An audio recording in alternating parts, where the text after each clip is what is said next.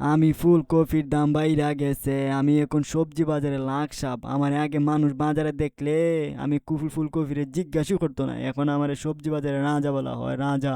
ওই সবজি বাজারে না রাজা সাপ, হাসা বাজারে এত হতা হতা কেন? হাসা বাজারে দি মাছের বাজার বাজার বানাই দিলা। সকাল থেকে কাস্টমার নেই একটাও, আর আছেন রাজা রাজা বাপ নিয়ে। ডাইল আর মরিচের সাথে পড়লে রাজা রাজা বাপ কই যাইব? কফি সাপ, আমরা কিন্তু রাজা ছিলাম এক সময়, এখন আমি আলুর সময় খারাপ, যার কারণে আমি রাজা থেকে বাজারে সাধারণ আলু হয়ে গেছি। তাও আমার বাংলাদেশের গেস্টিকে সিঙ্গারের সাথে কাজে লাগানো হয়, কত বড় সম্মানের কাজ। ওরে বাবু রে, আমার বিবি জান আমারে বাজারও আসার সময় বলছে বাজারে সেরা সবজি নেওয়ার জন্য। আচ্ছা, সবজি বাজারের মালিক সাহেব বলেন তো, বাজারে সেরা সবজি কোনটা? বুড়া চাচা, আমি হলাম বর্তমানে সবজি বাজারের সেরা, এবং আমি সবজি বাজারের রাজা। আমার নিলে আপনার বিবি যান খুশি হয়ে হয়ে যাবে।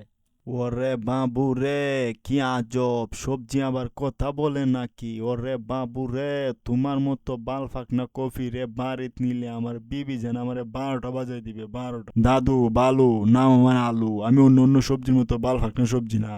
আমারে নেন, আপনার বিবি আমার আমার জন্য খুশি হয়ে আপনার একটা ফ্রি ফ্রি দিয়ে দিব।